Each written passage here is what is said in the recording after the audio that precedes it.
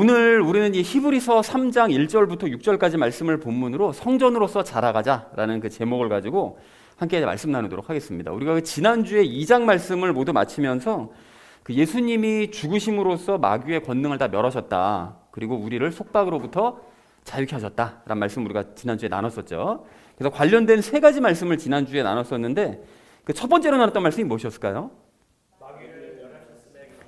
네, 그렇습니다. 그 마귀가 지난주에 말씀을 보니까 죽음의 권능을 가지고 있었다고 그랬는데 그 죽음의 권능이 무슨 뜻인가에 대해서 우리가 이야기를 나누면서 검사를 통해서 그 비유를 통해서 그 권능에 대해서 우리가 알아보는 시간을 가졌죠. 그리고 예수님의 그럼 죽음과 그 마귀가 가진 그 권능이 어떻게 해서 멸해지는가, 그 상관관계가 뭐냐, 이것에 대해서 우리가 질문을 던지면서 답을 찾아봤더니 이 공소권 없음이라는 그것으로 깨끗하게 문제가 해결됐다라는 걸 확인을 했습니다. 그래서 굉장히 이제 간단하면서도 귀한 그런 이제 진리를 마음 가운데 담았는데, 그리고 마귀는 이 직분을 잃고 이제 감옥으로 이제 들어가게 되었다. 그렇다면 우리가 이제 대가를 더 이상 치르지 않게 되었다는 사실에 이제 감사하면서 자유하자라는 얘기를 첫 번째로 지난주에 나눴습니다.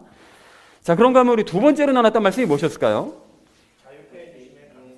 네, 그렇습니다. 지난주 본문 말씀을 보니까 유대인이 됐든 기독교인이 됐든 불신자가 됐든 모두가 다 이 두려움이 느껴지면 율법적으로 행할 수밖에 없게 된다라는 사실을 확인을 했었죠.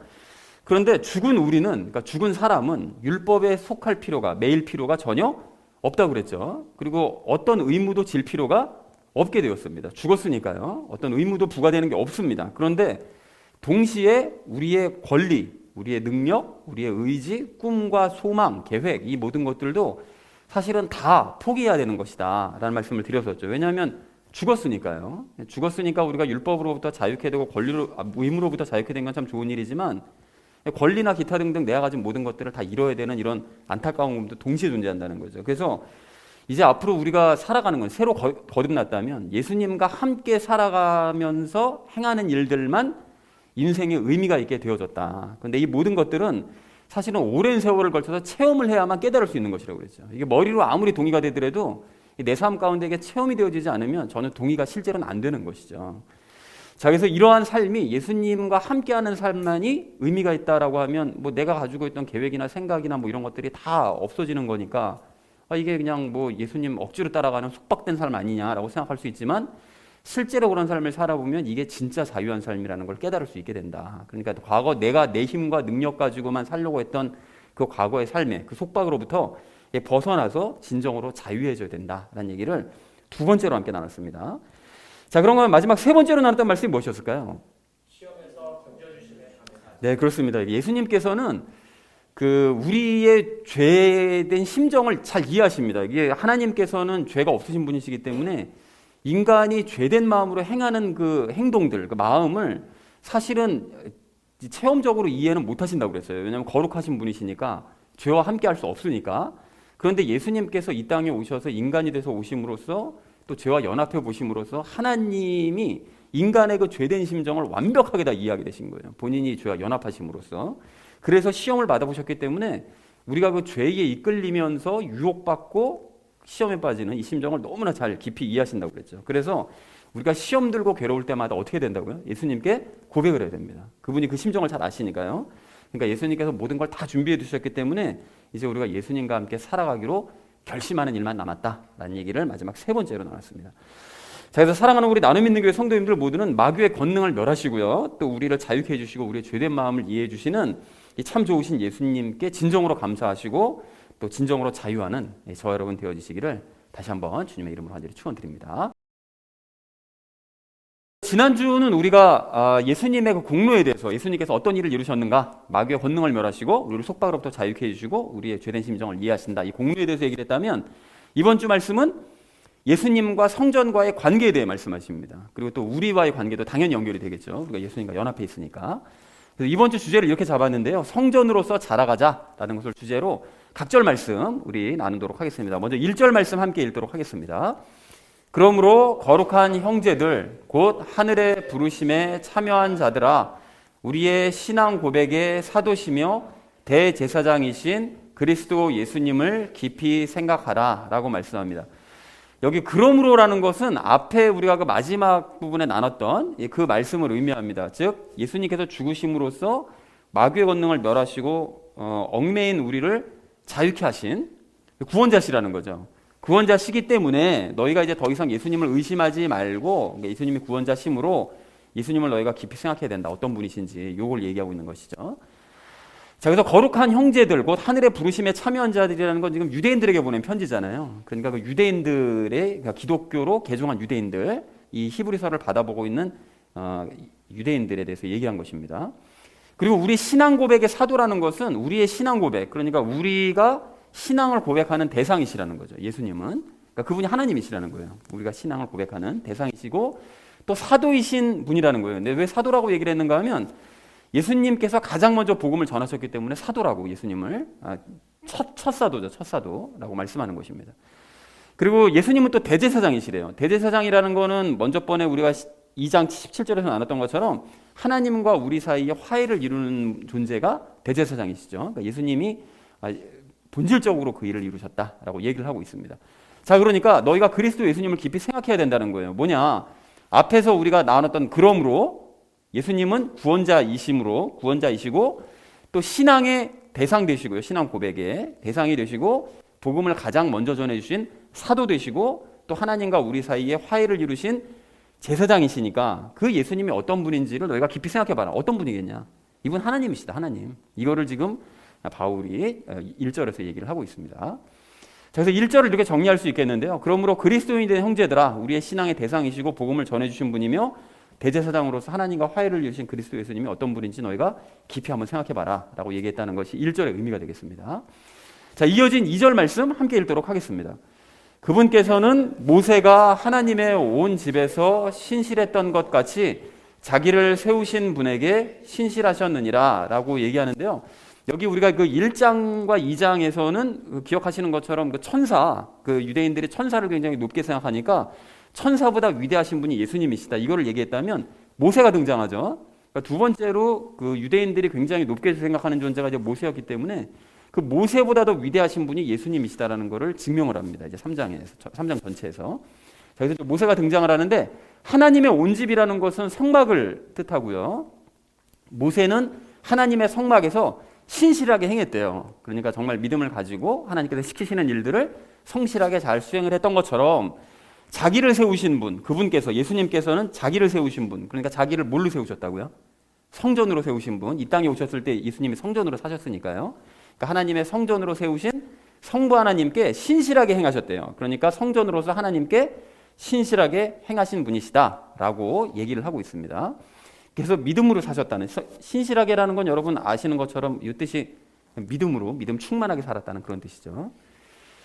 자, 그래서 2절을 이렇게 정리할 수 있겠는데요. 모세가 성막에서 신실하게 행한 것처럼 예수님께서는 자신을 성전으로 세우신 성부 하나님께 신실하게, 그러니까 즉 믿음으로 행하셨다라는 것이 2절의 의미가 되겠습니다. 자, 그래서 3절 말씀 함께 읽도록 하겠습니다. 집을 지은 자가 그 집보다 더 많은 존귀를 받음으로 이 사람이 모세보다 더 많은 영광을 받기에 합당한 자로 인정받았느니라 라고 말씀합니다. 앞에서 방금 얘기한 것처럼 그 하나님께서는 예수님을 성전으로 세우셨다고 그러셨잖아요. 그러니까 성전은 집이죠. 그러니까 집을 지은 자는 누구죠? 성부 하나님이시죠. 그리고 예수님은 뭐냐면 집이죠. 하나님의 집. 자, 그래서 여기 집을 지은 자가 집보다 더 많은 존귀를 받는다는 것은 집 자체보다 집을 지은 사람이 더 영광을 받는 게 맞긴 맞죠. 그 어떤 건축물을 세우면 건축물이 와 아름답다 하지만 그 건축물보다 야 그거 누가 지었어? 이걸 해가지고 뭐 스페인의 그 가우스인가요? 뭐 이거 보면 막 엄청난 그걸 보면서 그 사람 이름을 높이는 것처럼 이렇게 집을 지은 사람이 더 영광을 받는 게 당연한 일이라는 거죠. 그래서 예수님께서는 모든 영광을 성부 하나님께 돌리신 거예요. 당신은 집이고 당신을 성전으로 세우신 분은 하나님이시니까 하나님이 영광 받아야 된다라고 하신 거죠. 자, 그리고 여기서 이제 이 사람이라는 건 이제 예수님을 가리키고요. 이제 모세를 얘기하는데 모세는 그러면 어떻게 되냐? 그 관계가 예수님은 하나님의 집이시잖아요. 근데 모세는 그 집에서 일하는 종이었습니다. 그러니까 이 순서로 따지면 성부 하나님, 예수님, 모세 순서대로 이렇게 되는 거죠. 예수님께서 이 땅에 사셨을 동안에는 이런 관계다라는 걸 이제 확인을 시켜줍니다. 그래서 모세보다 더 많은 영광을 받기에 합당한 분이다. 그러니까 모세는 집에서 일하는 하나님의 집에서 일하는 종에 불과했지만 예수님은 하나님의 집이자 집을 다스리시는 분이기 때문에 모세보다 더 많은 영광을 받기에 합당한 분이시다. 그러니까 1절에서 그분이 어떤 분인지 깊게 생각해봐라. 그분은 모세보다 더 위대한 분이시다. 이걸 너희가 생각해야 된다라고 얘기를 하고 있는 것이죠.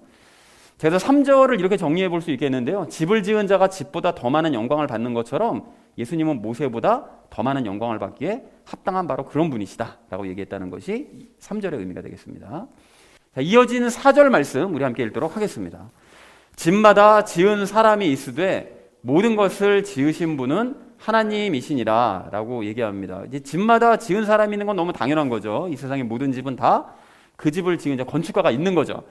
자, 그거와 똑같이 모든 것을 지으신, 여기서 모든 것이라는 것은 성전을 이야기합니다. 그러니까 하나님께서 예수님을 성전으로 세우신 것처럼 그 이후로는 그리스도인들을 성전으로 세우신 거죠. 그래서 그 모든 집 지으신 분은 하나님이시래요. 마찬가지로 하나님께서 모든 성전들을 지으셨다. 예수님과 그리스도인들을 세우셨다는 거죠. 자, 그래서 4절을 이렇게 정리할 수 있겠는데요. 집마다 그 집을 지은 사람이 있는 것처럼 하나님께서는 모든 성전들을 다 지으셨다라는 것이 4절의 의미가 되겠습니다. 자, 이어진 5절 말씀 우리 함께 읽도록 하겠습니다. 또 모세는 참으로 나중에 말하게 될 그것들을 증언하기 위해 그분의 온 집에서 종으로서 신실하였으되 라고 얘기하는데요. 여기서 나중에 말하게 될 그것들이 뭔가 하면 이제 그 뒤 내용들을 전부 종합해서 그 생각을 해보면 이게 먼 미래에 말하게 될 예수님과 복음을 이야기합니다.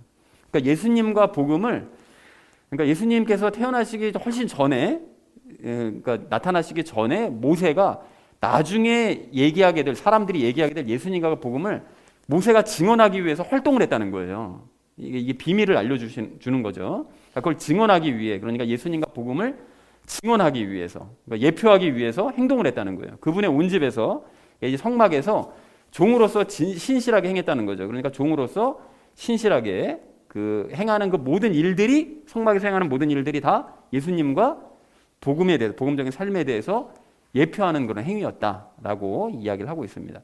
자, 그런데 성막에서 신실하게 행하는 것과 예수님과 복음을 증언하는 것이 무슨 상관이 있냐? 방금 제가 잠깐 말씀드렸지만 성막의 그 구조, 성막의 전체적인 구조와 그곳에서 안에서 들어가서 하는 그 활동들, 행동들, 모세가 행동했던, 또 제사장이 행동했던 그 활동들은 예수님과 복음적인 삶과 긴밀한 관계가 있습니다. 그래서 이 부분에 대해서는 적용 시간에 자세하게 말씀을 드리도록 하겠습니다. 그래서 어쨌든 성막과 성막에서의 그런 활동들은 예수님과 복음적인 삶을 예표하기 때문에 그 사실을 잘 알고 있었던 모세는 성막에서 성실하고 신실하게 행동을 한 거예요. 자기 행동 하나하나가 다 먼 미래의 예수님과 그리스도인의 삶에 대해서 이게 다 예언하는 행동이 되기 때문에 그 성막 안에서 성실하게 행했다라는 것이 5절의 의미가 되겠습니다. 그래서 5절을 이렇게 정리해 볼 수 있겠는데요. 모세는 먼 미래에 언급될 예수님과 복음을 미리 증언하기 위해서 성막에서 종으로서 신실하게 행했다라는 것이 5절의 내용 되겠습니다. 자, 마지막 6절 말씀 우리 함께 읽도록 하겠습니다. 그리스도께서는 자신의 집을 다스리는 아들로서 신실하셨으니 우리가 소망의 확신과 기쁨을 끝까지 굳게 붙들면 우리가 그분의 집이니라 라고 말씀합니다. 자신의 집을 다스리는 아들이요, 예수님이신데 예수님께서는 하나님의 성전이셨죠. 과거 2000년 전에는 성전으로 오셨고 그 이후로 승천하신 이후로는 그리스도인들을 당신의 집으로 삼으시고 그 집을 다스리시는 분이세요. 과거에는 직접 체험하셨고 그리스도인이 체험할 걸 미리 체험하셨고 그 이후로는 그리스도인들을 다스리시는 그런 아들로서 신실하게 행하신다라고 얘기를 하고 있는데요. 그런데 여기서 우리가 한 가지 주의하실 게, 우리가 소망의 확신과 기쁨을 끝까지 굳게 붙들면 우리가 그분의 집이다. 이 말을 얼핏 그냥 겉으로만 딱 보면 아, 이거는 소망의 확신과 기쁨을 내가 의지적으로 끝까지 붙들어야 하나님의 집이 될 수 있다. 마치 이런 것처럼 보여주잖아요. 그런데 그런 의미가 아닙니다. 그런 의미가 아니라 우리가 이게 히브리서가 지금 믿음이 흔들리는 유대인들에게 보낸 편지라는 사실을 잊으면 안 되거든요. 그러니까 이게 뭔 소린가 하면 바울은 이제 소망에 대한 확신과 기쁨을 다 버리고 그리고 유대교로 돌아가 버린 유대인들이잖아요. 그런 유대인들은 하나님의 집, 성전이 아니라는 거예요.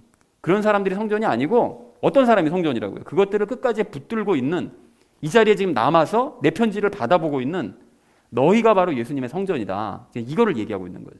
그러니까 그런 성전이 끝까지 확신과 기쁨을 붙들고 있는 바로 그 성전을 예수님께서는 다스리신다. 이걸 지금 얘기하고 있는 것입니다. 자, 그래서 6절을 이렇게 정리할 수 있겠는데요.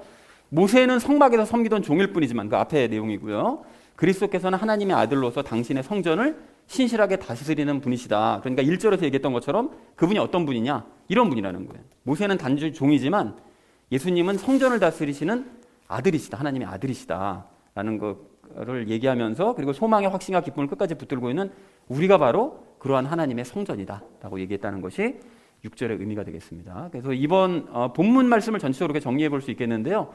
기독교로 개종한 유대인들아, 우리가 신앙을 고백하는 분이자 복음을 전해주시는 분이자 대제사장인 예수님이 어떤 분인지 깊이 생각을 한번 해봐라. 한번 해보자. 그러니까 모세가 성막에서 신실했던 것처럼 예수님께서는 당신을 성전으로 세우신 하나님께 신실하게 행하신 바로 그런 분이시다. 그러니까 모세는 종이지만 이분 아들로서 신실하게 행하신 분이시다. 그러므로 집보다 집을 지은 사람이 더 영광을 받는 것처럼 예수님은 모세보다 더 많은 영광을 받기에 합당한 분이시다. 모세는 그 안에서 일하는 종이지만 예수님은 집이셨으니까요.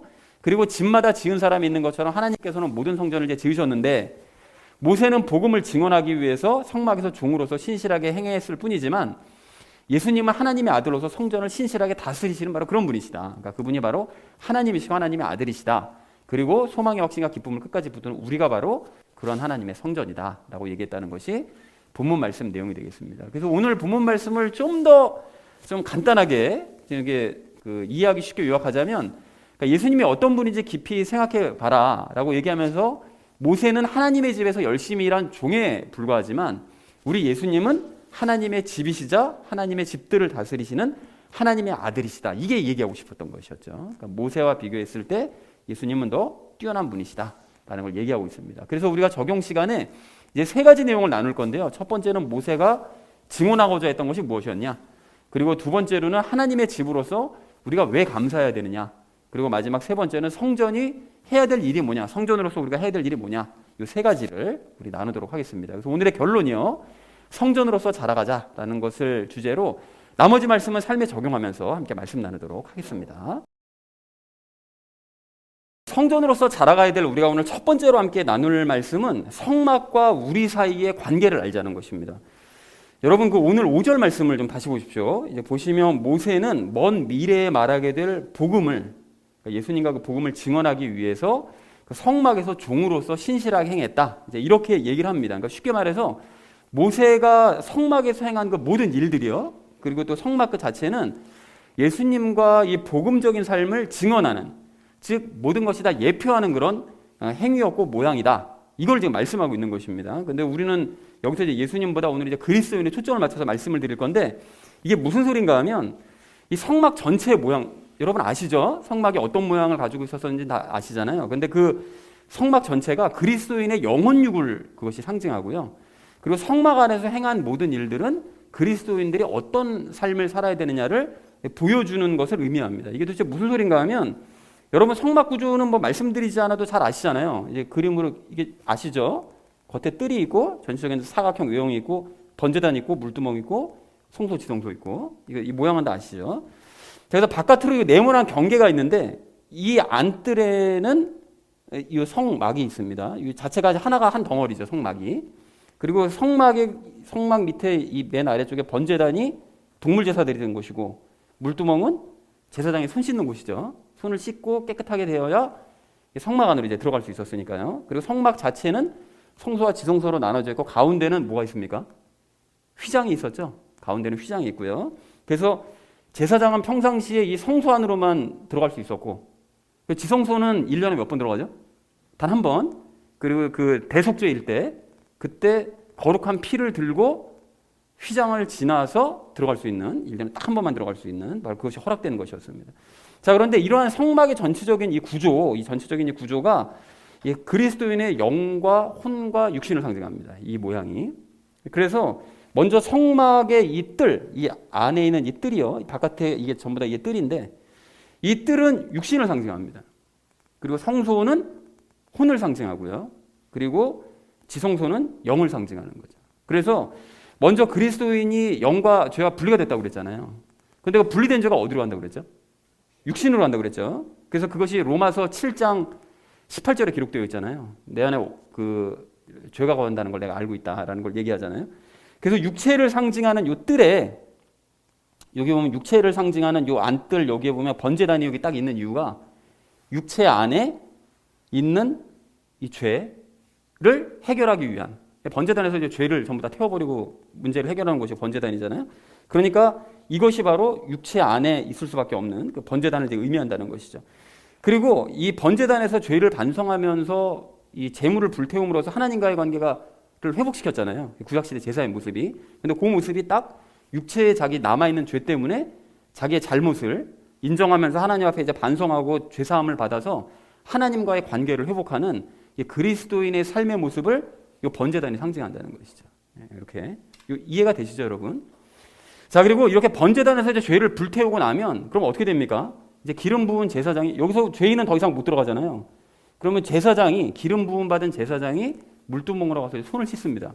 그리고 이제 성소 안으로 들어가서 분향단에서 이제 기도하면서 내 앞으로 거룩하게 살겠다. 그리고 저 바깥에서 죄인 쟤도 앞으로 거룩하게 삶을 살 것이다. 이걸 이제 하나님 앞에 기도를 드리는데 이게 바로 그리스도인이 이 성소에서 즉 혼적으로 어떤 일을 행해야 되는가 그거를 상징하는 모습이라는 거죠. 즉 용서받은 그리스도인은 물두멍에서 손 씻잖아요. 제사장이. 그게 바로 물 세례를 받는 걸 의미하는 거죠. 그리고 기름 부음 받았다는 것은 이미 기름은 성령님을 의미하니까 성령님 세례를 받았다는 얘기잖아요. 그러니까 제사장만이 들어갈 수 있다는 것은 기름 부음 받은 제사장이 손을 씻고 들어간다는 것은 물 세례와 성령님 세례를 받은 그리스도인 그 사람만이 혼으로 접근을 할 수 있다는 거예요. 영으로 접근할 수 있다는 거죠.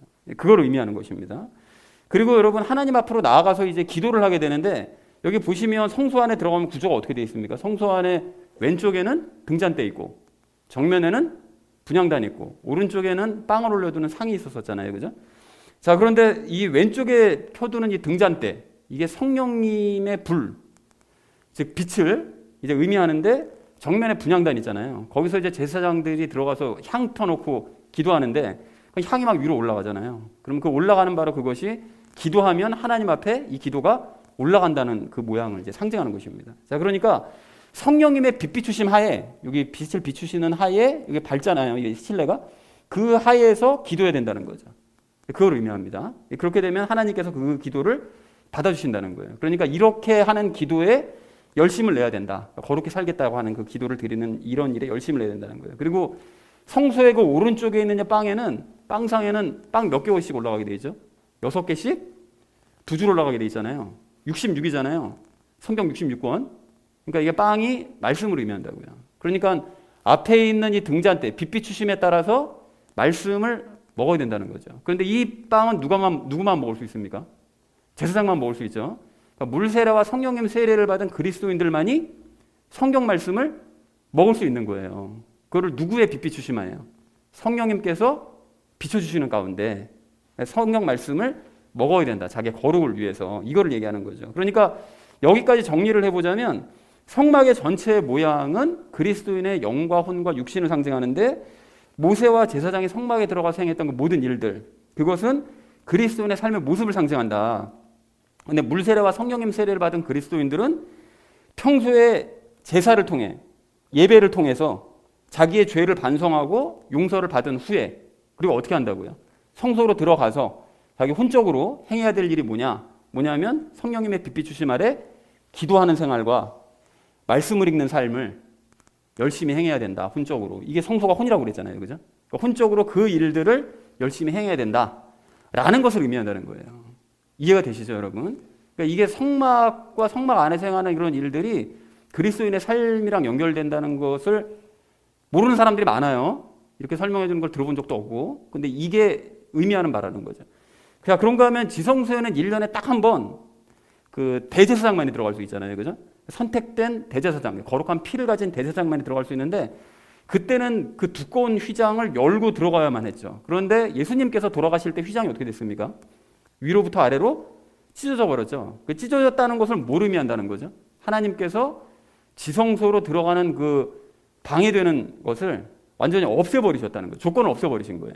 그러니까 까다로운 조건을 없애버리셔서 누구나 그리스도인이라면 누구나 지성소로, 즉 하나님께서 계신 곳으로 1년에 한두 번이 아니라 아무 때나 들어갈 수 있도록 허락해 주신 사건이다. 이걸 우리가 이제 알고 있는 거죠. 그런데 여기서 이제 중요한 점이 무엇인가 하면 거룩한 피는 가져가야 되는 거예요.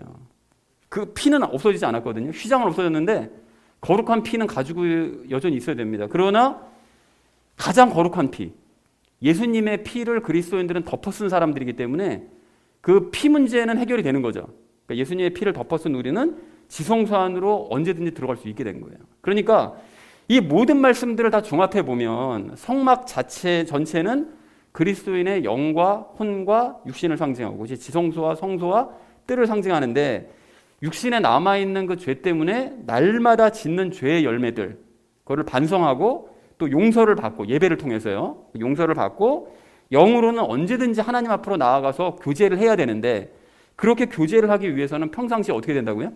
혼적으로 성령님의 빛 비추심 아래 기도하는 생활과 말씀 있는 생활을 열심히 행할 때 지성소로 들어가서 하나님과 교제를 나눌 수가 있다. 이거를 의미하는 것이 성막 안에서의 일이라는 것입니다. 여러분 정리가 되셨죠? 이걸 아셔야 돼요. 이 그림으로 이게 하나님께서 일부러 이게 그림으로 보여주신 이유가 성막을 일부러 보여주신 이유가 그림으로 하면 머리가 딱 기억이 남잖아요. 그러니까 이거를 보여주신 거예요. 그래서 모세가 먼 미래에 알려질 그리스도인의 이러한 삶이요. 이러한 이 모습을 복음적인 삶을 미리 알려주기 위해서 신실하게 성막에서 행해야 될 일들을 빠짐없이 열심히 행한 거예요. 그렇게 해야만 먼 미래에 그리스도인들과 예수님과 연합한 사람들이 이걸 보고 오늘 같은 내용을 보면서 이게 이렇게 해가지고 그동안 그런 삶을 살았던 것이구나 이걸 깨닫게 될 테니까 기억할 수 있을 테니까 모세가 성실하게 행했던 것이었죠. 사랑하는 우리 나눔 있는 교회 성도님들 모두는 이러한 영적인 비밀을 알게 되셨음에 여러분 감사하시기 바랍니다. 그리고 이제 하나님의 성전으로서 영혼육이 해야 될 일들을 모세처럼 신실하게 행하는 저와 여러분 되어주시기를 주님의 이름으로 간절히 축원을 드립니다. 성전으로서 자라가야 될 우리가 오늘 두 번째로 함께 나눌 말씀은 하나님의 집이 되었음에 감사하자는 것입니다. 여러분 오늘 6절 마지막 부분을 좀 보십시오. 보시면 바울은 우리가 하나님의 집이라고 말씀을 합니다. 그러니까 우리가 하나님의 이제 집이 되었다는 건데 하나님의 집이 되었다면 우리는 늘 감사하며 살아야 되는 거죠. 그러면 왜 감사해야 되느냐? 감사해야 될 이유를 제가 몇 가지를 추려봤는데요. 거룩하신 하나님을 만날 수 있기 때문에 감사해야 됩니다. 이걸 왜 감사해야 되는가 하면 여러분 생각해 보십시오. 만약에 하나님께서 3층 천 위에만 계세요. 그리고 땅에는 안 내려오세요. 이렇게 되면 우리는 하나님 만나려면 어떻게 되죠? 죽어야만 만날 수 있는 거예요. 죽어야만. 그리고 또 만약에 하나님께서 이 땅에 오시되 과거 구약시대처럼 건물 성전에만 계시겠다. 그래서 만약에 건물 성전을 파괴하지 않으시고 이스라엘에게 내버려 두셨다. 그렇게 되면 어떻게 됩니까? 우리가 하나님을 믿더라도 하나님 만나기 위해서는 어떻게 되는 거죠? 이스라엘로 가야 되는 거죠. 마치 저기 그 이슬람 사람들 저기 뭐 사우디에 거기 뭐 그거 있죠? 그거 갑자기 이름 까먹었네. 거기 가가지고서 맨날 돌잖아요. 거기를 찾아가야 되는 거라고요. 그러니까 우리도 성전이 남아 있다면 거기를 가야 되겠죠. 가서 하나님을 만나야 한다고 생각하니까. 그런데 하나님께서는 그렇게 더 이상 하지 않으시고 우리를 집으로 삼으시고 우리 안에 들어와 계시기 때문에 우리는 죽어서 하늘로 올라가지 않더라도 또 우리가 이스라엘로 가지 않더라도 하나님을 만날 수 있다는 거죠. 그러니까 이걸 깊이 생각해 보면 이게 정말로 말도 안 되는 놀랍고 감격스러운 일이고 이게 감사한 일이 아닐 수 없다는 것입니다. 자, 그런가 하면 같은 맥락인데 우리는 하나님의 집이 되었고 그래서 지성소가 우리 영 안에 있기 때문에 그리고 또 휘장은 찢어졌기 때문에 우리는 아무 때나 하나님을 만날 수 있다는 사실에 감사해야 됩니다. 즉 아침 저녁으로 여러분 기도할 때 우리 하나님 만날 수 있고요. 그리고 심지어는 낮에 우리가 일할 때도 하나님 만날 수 있고요. 그리고 밤에 자면서도 하나님을 만날 수가 있습니다. 그리고 1년 365일 우리는 하나님을 만나러 그분 앞으로 나아갈 수 있다는 거예요. 왜냐하면 휘장이 찢어져서 지성소가 또 우리 안에 있기 때문에 언제든지 나아갈 수 있다는 거죠. 그러니까 구약시대에는 하나님 만나려면 1년에 딱 한 번 그 선택된 거룩한 사람만이 까다로운 조건을 갖춰야 지성소 안으로 들어가서 겨우 하나님 잠깐 만나고 나오는 거였는데 그거를 생각하면 하나님을 늘 만날 수 있다는 이런 이 혜택, 누리고 있는 이 혜택을 생각하면 이게 정말로 놀라운 일이고 감사할 수밖에 없는 일이라는 거죠. 하나님께서 먼저 손 내밀어 주셨다는 것입니다. 자, 그런가 하면 우리가 하나님의 집이 되었다는 것은 이제 하나님을 모시고 있다는 거잖아요. 모시고 있는 거고 또 우리 하나님은 우리 안에 들어오시면 안 나가시거든요. 한번 들어오시면. 근데 그렇기 때문에 우리는 구원의 보증을 받은 것입니다. 그렇잖아요. 여러분 우리가 하나님께서 우리와 들어오셔서 영원히 함께 계신다. 그 자체가 하나님이 영원히 함께 계시면 죽으면 당연히 구원이 뭐 천국으로 갈 수밖에 없는 거죠. 왜냐하면 하나님과 함께 있으니까. 그러니까 구원을 보증받았다는 거죠. 그러니까 이 사실에 대해서도 하나님께 감사해야 된다는 것입니다. 그리고 마지막으로 우리가 하나님의 집이 되었다는 것은 하나님께 보호를 받을 수 있는 조건을 갖추게 됐다는 뜻이잖아요. 그죠? 그러니까 하나님께서는 우리를 당신이 거하는 집으로 삼으셨기 때문에 그래서 당신이 거하시는 이 집을 친히 보호해 주신다는 것입니다. 그래서 이 외에도 뭐 다른 여러 가지 많은 이유가 있겠지만 우리는 이러한 이유만으로도 하나님의 성전이 되었다는 사실에 감사해야 된다는 것이죠. 자, 그런데 여기서 우리가 확인해야 될 중요한 점이 있습니다. 이렇게 하나님의 집이 되면 감사할 일도 많고 좋은 점도 많고 다 좋은데 문제는 내가 정말로 하나님의 집이 맞냐는 거예요. 여러분 이걸 어떻게 확인할 수 있습니까? 이거를 오늘 6절 말씀을 여러분 다시 보십시오. 보시면 소망의 확신과 기쁨을 끝까지 굳게 붙드는 사람이 하나님의 집이라고 말씀하세요. 자, 그렇다면 나에게는 이러한 확신과 기쁨을 끝까지 붙잡는 모습이 있느냐, 이걸 확인해야 된다는 거예요. 예수님에 대한 확신, 새 예루살렘에 갈 것이라는 확신, 그리고 그것에 따르는 기쁨, 이걸 내가 끝까지 붙들고 있느냐 아니면 아니냐, 이걸 가지고 내가 하나님의 집인지 아닌지를 판단해 볼 수 있다는 거죠. 그리고 추가적으로도요, 고린도전서 3장 16절을 보면 너희가 하나님의 성전인 것과 하나님의 영께서 너희 안에 거하시는 것을 너희가 알지 못하느냐, 이렇게 말씀하세요. 그러니까 참된 그리스도인은 내가 하나님의 성전이라는 사실과 하나님의 영이 내 안에 계신다는 사실을 안다는 거예요. 이걸 아십니까, 여러분? 그리고 또 고린도후서 13장 5절 말씀도요, 예수 그리스도께서 너희 안에 계시는 줄을 너희가 스스로 알지 못하느냐? 그렇지 않으면 너희는 버림받은 자니라. 그러니까 예수님께서 내 안에 계신다는 사실을 누구에게 들어서가 아니라 스스로 깨달아야 된대요. 그렇지 않으면 버림받은 자, 하나님의 성전이 아니라는 거예요. 자, 그렇다면 이러한 확신과 기쁨을 내가 붙들고 있는지, 성령님이 내 안에 계신다는 사실을 알고 있는지, 예수님이 내 안에 계신다는 사실을 내가 스스로 깨달았는지, 이 사실을 반드시 확인해야 될 줄로 믿습니다. 그래야 하나님의 성전 되는 거예요. 사랑하는 우리 나눔 있는 교회 성도님들 모두는 하나님의 성전이 되었는지를 꼭 확인하시기 바랍니다. 그렇게 하셔서 하나님을 모시고 살게 되었음에 감사하시고, 하나님을 언제나 만날 수 있음에 감사하시고, 또 구원의 보증을 받았음에 감사하시고, 하나님의 보호를 받고 있음에 감사하시는 저 여러분 되어주시기를 주님의 이름으로 간절히 축원드립니다. 자, 성전으로서 자라가야 될 우리가 마지막 세 번째로 나눌 말씀은 성전으로서의 기능을 수행하자는 것입니다. 여러분 구약 성경에서 성전이 가지는 기능이 뭐라고 말씀하실까요? 그러니까 즉 다시 말해서 성전은 구체적으로 뭘 하는 데입니까? 세 가지로 정리할 수 있거든요. 세 가지로. 첫 번째로는 성전은 자기의 죄를 씻김받기 위해서요. 그러니까 제사를 드림으로써 하나님과 화해하고 관계를 회복하는 장소가 성전입니다. 맞죠? 자, 그런가 하면 예수님께서 인용하셨던 이사야서 56장 7절 말씀이요. 내 집은 모든 백성을 위한 기도하는 집이라 불리리라, 이렇게 말씀하시잖아요. 그러니까 이 말씀에 의하면 하나님의 성전은 뭐 하는 데라고요? 기도하는 곳입니다. 그래서 예수님께서 성전 막 뒤엎으실 때 그때도 이 하나님의 기도하는 집이라 부르리라 그랬는데 너희는 강도의 소굴로 만들었다, 막 이렇게 말씀하시잖아요. 그러니까 기도하는 장소가 성전이라는 거예요. 자, 그런가 하면 제사장들은 그렇게 예배를 드리러 온 백성들을 데려다가 가르쳤습니다. 성경 말씀을 가르쳤어요. 이게 레위기 10장 11절에서도 얘기하는데 제사장은 반드시 해야 될 일 중에 하나가 백성들에게 말씀을 가르치는 일이었어요. 그게 제사장이 하는 일이었습니다. 자, 그러니까 성전은 하나님의 말씀이 선포되고 하나님의 말씀을 배우는 장소라는 사실을 알 수가 있는 거죠. 그러니까 성전이 가진 기능을 정리해보면, 세 가지를 정리해보면 성전은 하나님께 제사 드리면서 관계를 회복하는 곳, 하나님께 기도하는 곳, 하나님의 말씀을 배우는 곳이라는 사실을 확인할 수 있습니다. 자, 그리고 이 성전이 이러한 기능들에 충실하게 될 때 성전은 그 거룩함을 유지할 수 있는 것이죠. 자, 그런데 이렇게 말씀을 나누고 나서 보니까 이게 적용 1에서 나왔던 말씀과 정확하게 연결이 되는 거예요. 그죠? 그리스도인은 아까 전에 어떻게 된다고요? 번제단에서 예배 드리는 일에 열심을 내야 된다. 제사 드리는, 예배 드리는 일에 열심히 해서 하나님과 관계를 회복해야 된다. 이게 첫 번째였잖아요. 그리고 성소에 들어가서 어떻게 된다고요? 성령님의 인도하심을 따라서 기도하고 말씀 읽는 일에 열심을 내야 된다, 이렇게 말씀했잖아요. 근데 이게 성전이 가지고 있는 원래 기능들하고 똑같다는 거예요. 그럴 수밖에 없잖아요. 왜냐하면 우리가 성전이니까. 과거 건물 성전에서 행했던 일들이 성전에 대한 우리에게도 똑같이 적용이 되는 거죠. 그러니까 이게 방금 말씀드린 성전의 기능과 구약시대 성전의 기능과 성전에 대한 우리가 똑같이 해야 될 적용 일과 아주 똑같이 매치가 될 수밖에 없다는 것입니다. 이래서 성경이 이 사람이 쓴 게 아니에요. 이게 짝짝 맞아 떨어지잖아요. 이게 모든 게 다. 자, 그래서 이것들의 열심을 낼 때, 이 세 가지 기능의 열심을 낼 때 성전인 우리도 거룩해져 갈 수 있다는 것이죠. 자, 그렇기 때문에 하나님의 성전인 우리가 거룩해지기 위해서 구체적으로 뭘 해야 될지가 명확하게 보이잖아요.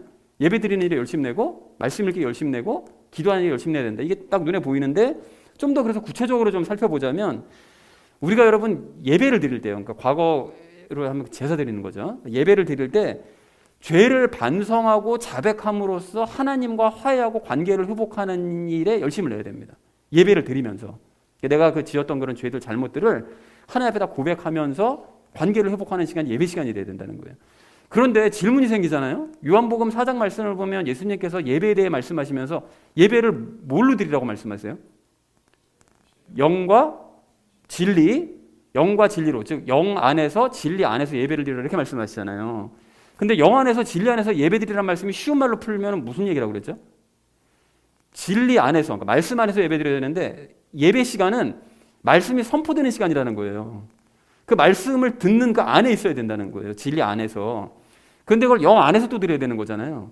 그 진리의 말씀이 선포되고 그냥 흘러 지나가는 것으로 끝나는 것이 아니고 말씀이 선포되면 영 안에서 성령님께서 각 사람의 심령을 다 우리가 다 모르니까, 사람은 모르니까 성령님만 아시니까 각 사람의 심령 가운데 지금 선포되는 말씀을 가지고 오셔서 자기 상황에 맞게 해석을 해주시는 거예요. 그래서 그 말씀이 이게 무슨 뜻이구나, 나에게 내 삶 가운데 이 말씀이 어떻게 적용되겠구나, 이거를 깨닫는 시간이 예배 시간이라고요. 그러니까 그게 바로 영 안에서 진리 안에서 드리는 예배의 참된 의미라는 거예요. 자, 그러면 요한복음 4장에서 말씀하신 영 안에서 진리 안에서 예배드리라는 말씀이 그런 뜻인데, 방금 전에는 구약시대 그 제사와 연결지어가지고 우리가 하나님과의 관계를 회복하는 시간이고 내 죄를 자백함으로써 또 드러냄으로써 관계를 회복하는 시간, 이거 어떻게 매칭이 될 수 있느냐? 매칭이 되죠. 어떻게 매칭이 됩니까? 이 예배 시간에 선포되는 말씀을 듣는 순간에 성령님께서 내 안에 있는 죄, 일주일에 지었던 잘못한 것들, 이 모든 것들을 드러나게 하신다고요. 찔림을 받게 하신다고요. 그 순간에 그 말씀을 통해서. 그럼 내가 잘못한 것들이 다 드러나는 거예요. 저는 모릅니다. 여러분이 뭔 잘못을 하고 살았는지 저는 몰라요. 근데 이 예배 시간이 아무리 사람이 적게 모였다 할지라도 성령님께서 이 안에 분명히 계시기 때문에 여러분의 각 사정을 아시고 선포되는 말씀을 통해 여러분 안에 있는 더러운 것들을 다 드러내시는 거예요. 그리고 찌르시는 거예요, 막. 그러면 그 찔림을 받는단 말이죠. 그러면은 이렇게 드러나는 것을 괴로워할 것이 아니라 찔림을 받았을 때 그러면 내가 어떻게 되느냐? 어떻게 된다고요? 예배 시간에 아까 전에 자기의 잘못을 반성하고 회개함으로써 하나님과 화해를 해야 되는 거죠. 그리고 하나님과의 관계가 잘 풀어져야 되는 거죠. 이게 바로 진정한 예배를 드리는 것이라는 거예요. 예배 시간에 이루어지는 일이라는 거예요. 그래야 일주일의 삶도 기쁨과 감사로 충만하게 되는 것입니다. 죄를 덮어놓고 예배 시간에 왔다가 가버리면 아무 일도 일어나지 않아요. 하나님과 관계 회복이 일어나지 않습니다. 이런 일이 일어난다는 거예요. 그러니까 이런 원리를 깨닫는 사람은 예배 시간을 막 사모하는 거예요. 그리고 예배 시간에 선포되는 말씀을 사모해요. 또 나에 대해 말씀해 주시겠구나. 이 기분 나쁘게 들리면 이건 사람 소리로 듣는 거지. 하나님의 음성이 아니라. 그러니까 그게 사모가 되는 거예요. 그래서 그 예배 순서 한 순서에 집중하고 한순간도 놓치지 않기 위해서 예배 시간도 잘 지키는 거예요. 그래서 이렇게 예배에 열심을 다하시고 여러분 집중하셔서 하나님의 성전으로서 해야 될 일을 행하는 저 여러분 되시기를 간절한 마음으로 소망합니다. 자, 그런가 하면 하나님의 성전에 우리가 거룩해지기 위해서 구체적으로 뭘 해야 되느냐? 두 번째가 뭐였죠? 성경을 읽는 일에 열심을 내야 돼요. 이게 성전이 해야 되는 일 중에 하나잖아요. 성경을 배우는 거. 자, 그리고 성경은 궁극적으로 누구에게 배워야 된다고요? 성령님께 배워야 되는 거예요. 사람에게 배우는 것이 아니라 구약시대 때는 제사장에게 배웠지만 이제는 성령님께 배워야 되는 거죠. 그러면 성령님께 말씀을 배우려면 뭐 어떻게 해야 되느냐? 뭐 이것에 대해서는 제가 그동안 뭐 여러 가지 방면으로 말씀 많이 드렸는데 오늘은 여러분 최소한으로 그리고 궁극적으로 가장 필수적인 일에 대해서 말씀을 드릴 건데 여러분 이거 꼭 지키셨으면 좋겠어요. 이게 다른 것보다 오늘 드리는 이 말씀을 꼭 지키셨으면 좋겠는데 여러분 성령님께 말씀을 배우고 싶으시잖아요. 이거 배우고 싶으시면 일단 성경의 내용을 전체적으로 다 아셔야 됩니다. 성경 어디에 무슨 내용이 있다는 이 내용을 전체적인 흐름을 이 전체적인 스토리를 알고 계셔야 돼요. 왜 이걸 알아야 되느냐? 그래야 말씀을 말씀으로 풀어주세요. 뭔 소리인지 아시겠죠? 성령님께서는 항상 설명을 하실 때 성경 한 구절에 내가 궁금증을 가지고 있으면 그 성경 구절을 해결하시기 위해서 다른 성경 구절을 가져오셔가지고 말씀을 풀어주시거든요. 근데 다른 성경 구절을 내가 몰라요. 그럼 이 말씀을 풀어줄 수가 없는 거죠. 그러니까 성령님의 음성이 안 들리는 거예요. 그러니까 성령님의 음성을 듣고 싶으면 성경 전체 내용을 아셔야 된다고요. 근데 그러려면 성경을 반복해서 통독을 하셔야 되는데 그러기 위해서 여러분 제가 추천을 드립니다. 오늘 여러분 지금 흠정역 성경 보고 계시는데 흠정역 성경 잠깐 내려놓으시고요. 그리고 여러분이 읽기에 편한 쉬운 그 그 쉬운 성경을 다운받으셔가지고 전체적으로 빠르게 읽으시기 바랍니다. 아, 이거 내가 지금 굉장히 늦었다, 내가 지금 너무 이걸 성경 읽기를 실천 안 했다. 여러분 다운받으셔서 지금 4월이잖아요. 이 한 분기 지나갔죠. 그러니까 이 나머지 3분기 기간 동안 성경 다 일독하고야 만다라는 생각으로 빠르게 쉬운 성경으로 빠르게 읽으시기 바랍니다. 읽기 쉬운 성경도 여러분 뭐 새번역, 뭐 표준 새번역, 뭐 새성경, 뭐 쉬운 성경, 뭐 별거 다 있잖아요. 현대인의 성경 다 있는데 그 중에서 아무거나 나한테 맞는다 싶은 것들 선택해서 그냥 일단 읽으세요. 그래서 성경의 전체 내용이 무엇인지를 파악하는 거, 이게 중요합니다. 이게. 그렇지 않으면 성령님께서 다른 부분과 연결돼서 말씀을 해주시기가 정말 힘들어요. 성령님도 답답해하세요. 뭘 설명을 해주고 싶어도 말씀을 모르니까 설명을 해줄 수가 없는 거예요. 답답하시다고요. 그러니까 오늘서부터 1년에 1독 또는 2독을 목표로 쉬운 성경으로 성경 전체를 꼭 통독하시기 바랍니다. 그런데 만약에 나는 흠정역 성경이 잘 맞는데요? 그럼 계속 그걸 읽으세요. 근데 이게 좀 어려운 것 같고 좀 단어가 어렵다. 쉬운 성경 다운받아서 보시라고요. 그리고 난 후에 다시 나중에 흠정역으로 돌아오셔가지고 천천히 세부적으로 성경 읽으시면 됩니다. 또한 매일 밴드에 큐티 말씀 올라가고 있잖아요. 그러면 여러분 이거 제가 여러분 어떻게 읽으시는지 모르겠는데 본문만 읽고 그냥 뭐 제가 그 앞부분에 그 설명만 보시는지 그거 잘 모르겠는데 본문도 읽으시고 각 구절에 대해서 설명 달하는 거 있잖아요. 좀 길지만 여러분 이것도 읽으시면서 성경을 자세하게 읽으려면 이렇게 읽어야 되는 것이구나. 이런 방법도 여러분 성경 큐티를 통해서 배우시라고요. 그래서 이렇게 성령님께 말씀을 배우시고 깨달으셔서 하나님의 성전으로서 일을 행하는 우리 모두가 되기를 간절한 마음으로 소망합니다. 자, 그리고 이렇게 이제 위 두 가지를 이렇게 잘 수행하잖아요. 그렇게 되면 성전으로서 행해야 될 마지막 일 뭐죠? 기도도 잘할 수 있어요. 여러분 기도를 잘한다는 것은 능숙하게 한다는 뜻이 아니라 정확하게 할 수 있게 된다는 것입니다. 여러분 요한복음 15장 7절 말씀을 보면 그리스도인의 기도에 대해서 예수님께서 정의를 너무나 잘 해놓으셨어요. 여러분 한번 들어보십시오. 너희가 내 안에 거하고 내 말들이 너희 안에 거하면 너희가 원하는 바를 구하라. 그러면 그것이 너에게 이루어지리라. 이거 몇 번 인용해 드렸죠. 근데 여러분 응답받는 기도 너에게 이루어지리라. 응답받는 기도를 드리고 싶으면 두 가지 조건이 필요하다고 말씀하시잖아요. 뭐라고요? 우리가 예수님 안에 거해야 되고 예수님의 말씀이 우리 안에 거해야 된다. 이 두 가지를 말씀하시는데 여러분 이게 방금 이렇게 되면 이제 원하는 거를 기도하면 이루어진대요. 자, 그런데 앞에 내용들 방금 말씀드렸던 내용들을 여러분 한번 기억해 보세요. 우리가 성전으로서 예배드리기에 열심을 내면 어떻게 된다고요? 하나님과 화해하고 하나님과의 관계가 회복된다고 말씀드렸잖아요. 예배 시간에. 그죠? 그렇게 되면 우리가 예수님 안에 거하게 된다고요. 예수님 안에 들어갈 수가 있다고요. 예수님께서 우리를 받아주시는 거예요. 그리고 그 앞에서 뭐라고 얘기했죠? 하나님의 성전으로서 우리가 말씀 읽기에 열심히 내야 된다고 그랬잖아요. 그렇게 되면 예수님의 말씀이 우리 안으로 거한다고요. 그러니까 두 가지가 되는 거잖아요. 그러니까 우리가 하나님의 성전으로서 예배드리는 일에 열심을 내고 성경 말씀 읽기에 평상시에 열심을 내면 그러면 정확한 기도를 드릴 수가 있게 되는 거예요. 그 두 가지 조건이 합당하게 됐기 때문에, 채워졌기 때문에. 그래서 다시 말해서 예수님께서도 원하시고 나도 원하는 기도를 드릴 수가 있게 되는데 그런 기도는 100% 응답이 된다는 거예요. 자, 그렇기 때문에 예배드리기와 말씀 읽기에 열심을 내서 바른 기도, 정확한 기도를 드리심으로써 기도에 늘 응답받으시고 하나님의 성전으로서 해야 될 일을 행하는 저 여러분 되시기를 간절한 마음으로 소망합니다. 자, 이렇게 우리가 하나님의 성전으로서 이제 거룩해지기 위해서 앞에서 말씀드린 방법대로 예배드리기와 말씀 읽기와 이제 기도에 열심을 내야 되는데 마지막으로 여러분 이 모든 일들은 내 의지로 행하시면 안 되고요. 이 성전의 주인 되신 예수님의 통제하에 이 모든 일들이 이루어져야 됩니다. 6절에서 뭐라고 얘기하시죠? 다스리시는 분이라고 얘기하잖아요. 그죠? 성전을 다스리시는 분이라고, 집을. 그러니까 그분의 통제 아래에서 다스림을 받아서 이루어져야 되는데 예수님께서는 먼저 시범을 보여주셨어요. 여러분 2절 말씀 보십시오. 예수님께서는 당신을 성전으로 세우신 성부 하나님께 신실하게 행했다고 말씀하시죠? 근데 신실한 게 뭐라고요? 믿음으로 충만했다는 뜻이라고 그랬으니까 예수님께서는 성전으로 사실 때 뭘로 충만하게 사셨다고요?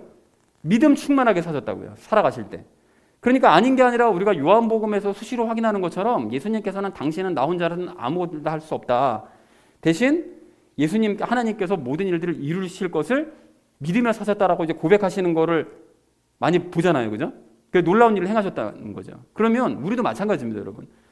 다스림을 받아서 하나님의 성전으로서 살 때 아무것도 할 수 없다는 걸 인정하고 믿음으로 행해야 되는 거예요. 그래서 가령 예를 들자면 앞에서 우리가 예배에 열심히 해야 된다고 그랬잖아요. 그 예배 시간에 집중해서 하나님과의 관계를 회복해야 된다고 그랬잖아요. 예배 시간이 너무 중요한 시간이거든요. 하나님과의 관계를 회복할 수 있는 절호의 기회거든요. 매주마다 나에게 주어지는. 근데 실제로는 그렇게 할 수 없다는 것을 먼저 고백을 해야 되는 거예요. 즉 이런저런 사정으로 내가 예배에 열심을 내지 못하고 예배 시간에 와서도 집중하지 못한다는 것을 고백하는 거예요. 그거밖에 안 됩니다. 그러나 예배를 향한 갈망의 마음은 있어야 되는 거예요. 뭐 이 작은 이 예배당에서 사람도 적은 데서 무슨 예배를 뭐 열심히 잘 드릴 수가 있겠어? 이게 아니고 여기 하나님께서 계심으로 예배를 드릴 때 집중하면 하나님께서 분명히 나를 만나주시고 나와 관계 회복된다. 갈망의 마음을 가지고 참석해야 되는 거예요. 그런데 나는 그걸 할 수가 없는 거예요. 그래서 그렇게 할 수 없기 때문에 예수님께서 예배에 나를 열심을 내게 만들어주시고 집중하게 만들어주실 것을 믿으며 참석하는 거예요. 그렇게 해주실 것을 계속 믿으면서. 그리고 그걸 믿는다면 힘을 빼고 예수님께서 예배와 관련된 작은 일들을 시키실 때 하나씩 순종해 가면 돼요. 그래서 가령 예를 들어서 예배 시간 잘 지키자.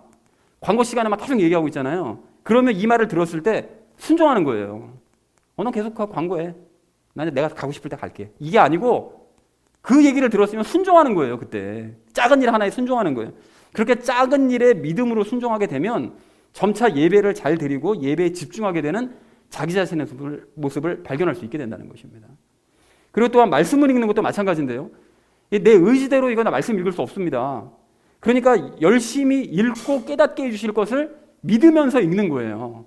내 의지로 한번 뭐 집중해야지 이게 아니라 그렇게 해주실 걸 믿으면서 읽는 거예요. 그리고 그걸 믿는다면 힘을 빼고 예수님께서 말씀을 읽는 것과 관련된 작은 일을 시키실 때 순종하시면 돼요. 가령 예를 들어서 아까 전에 뭐라고 그랬죠? 그 쉬운 성경 다운받으라고 그랬죠? 이거부터 순종하는 거예요. 언젠간 받아야지 뭐. 그리고 한 달 지나고 두 달 지나고 석 달 지나고 1년 지나고 이렇게 될 게 아니라 오늘 들었으면 오늘 한번 해보자. 다운받는 거 어려운 거 아니니까. 가서 다운받는 걸 실천하는 거예요. 그리고 다운받고 난 다음에 에이 뭐 읽어야지 뭐. 한 달 지나고 두 달 지나고 석 달 지나고 1년 지나고 이게 아니고 오늘 한번 읽어보자. 작정하고서 한 장이라도 한번 읽어보자. 순종하는 거예요, 여러분. 그렇게 작은 일부터 순종하면 언젠가 성경 말씀 전체의 내용이 이해가 되고 성령님의 가르침을 받아서 말씀을 읽게 될 줄 그렇게 믿습니다. 그날은 틀림없이 옵니다. 경험을 한 거를 얘기해 드리는 거예요. 항상 예배 시간에는. 그러니까 반드시 그렇게 될 수 있다고요. 또한 기도 역시 평소에 내가 하지 않는다는 사실을 솔직하게 인정하셔야 돼요. 그리고 내 의지대로 기도할 수 없다는 사실도 여러분 인정하셔야 됩니다. 기도 많이 하는 것처럼 남들에게 보여질 뿐 사실 나는 기도 하나도 하지 않아요. 라는 걸 인정하는 거예요. 그러나 기도의 사람이 되게 해주실 것을 믿어야죠. 그리고 그걸 믿는다면 힘을 빼고 예수님께서 기도와 관련된 작은 일을 시키실 때 순종하시면 돼요. 그래서 가령 여러분 스스로가 아프거나 가족에 누가 아프게 되면 기도하게 되죠. 그런데 그 기도할 때 여러분 그 기도가 응답이 안 될 거예요. 그냥 계속 아플 거예요. 기도해 봐야. 왜 그렇습니까? 내가 예수님 안에 거해본 적도 없고 예수님의 말씀이 내 안에 거하지도 않으니까. 조건이 합당하지 않으니까 기도는 들어지지 않는 거예요. 정말 불쌍하면 예수님께서 가끔 들어주세요. 가끔. 그러니까 기도가 응답되기도 하고 안 되기도 하고 막 이러는 거지. 그런데 여러분 오늘 설교 말씀을 기억하시고 5시간이 걸릴지라도 내가 계속 이렇게 살아서는 안 되겠다. 그러니까 예배 드리기부터 내가 열심을 내야 되겠다. 그리고 성경 말씀 읽기에 열심을 내야 되겠다. 이렇게 되면 예수님께서 말씀하신 조건들을 갖추게 되는 거예요. 답이 이미 나와 있잖아요. 그 두 조건들을 갖추라는 거예요. 그러니까 예배 드리기와 말씀 읽기에 열심을 내는 그 조건을 갖춘 후에 기도하면 원하는 응답을 받게 된다는 거예요. 응답되지 말라고 해도 응답이 돼요. 그런데 이런 말을 듣고도 또 밀어버리면 또 언젠가 기도해야지. 뭐 나중에 기도하지 뭐. 이렇게 하면 언젠가 뭐 예배 드리기 열심히 해야지. 말씀 읽기 열심히. 이렇게 하면 나는 영원히 기도하지 않는 가짜 기독교인이 된다. 라는 사실을 급박한 마음을 가지고 당장 시작하셔야 된다는 거죠. 당장. 그리고 그렇게 작은 일에 순종하면 결국은 많은 기도에 응답받는 훌륭한 그리스도인으로 자라게 될 줄 그렇게 믿습니다. 사랑하는 우리 나눔 있는 교회 성도님들 모두는 성전이 가지는 거 원래 기능이요. 예배드리기, 말씀 읽기, 기도하기 이 삶에 충실하시기 바랍니다. 그렇게 하셔서 성전으로서 점점 거룩해져가는 저 여러분 되어지시기를 주님의 이름으로 간절히 축원드립니다. 성전으로서 자라가자라는 것을 주제로 말씀 나눴는데 첫 번째 나눴던 이야기가 성막과 우리 사이의 관계를 알자고 말씀을 드렸죠. 성막 안의 뜰은 이것을, 성소는 이걸, 지성소는 이거를 상징한다. 뭡니까? 성막 안의 뜰은 육신, 육체를, 그리고 성소는 혼을, 그리고 지성소는 영을 상징한다라고 이제 말씀을 드렸죠. 자, 그리고 성막들에 있던 그 번제단은 육신 안에 남아있는 무엇을 상징한다고요? 죄를 상징한다. 그래서 정확하게 얘기하면 죄를 처리하는 곳이죠, 번제단은. 자, 그리고 물두멍에서 손을 씻는 제사장은 이세례와 이세례를 받은 그리스도인을 상징한다. 뭡니까? 물세례와 성령님 세례를 받은, 그래서 물두멍에서 물로 씻고 성령에서 기름 부음을 받은 제사장인 거예요. 그렇게. 그래서 그리스도인을 상징한다. 그래서 성소에는 등잔대, 분향단, 빵을 진열한 상이 있었는데 이것은 각각 무엇을 의미하죠? 등잔대는 무엇을 의미한다? 성령님을 의미하고, 분향단은 뭐를 의미한다고 그랬죠? 기도하는 것을 의미하고, 빵은 뭐를 의미한다고요? 말씀을 의미한다고 그랬죠. 이 각각을 의미한다라고, 성령님의 인도하심 하에 기도하고 말씀 읽는 것, 그거를 의미한다.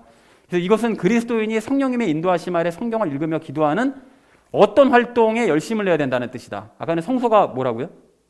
혼이라고 그랬죠. 그러니까 그러한 혼적인 활동에 열심을 내야 되는 거예요. 내가 영적으로 지성소로 들어가서 하나님 만나고 싶으면 하나님 만나고 싶어요 이러고 나서 만나는 게 아니라 혼적으로도 활동을 해야 된다고요. 그게 무슨 활동이라고요?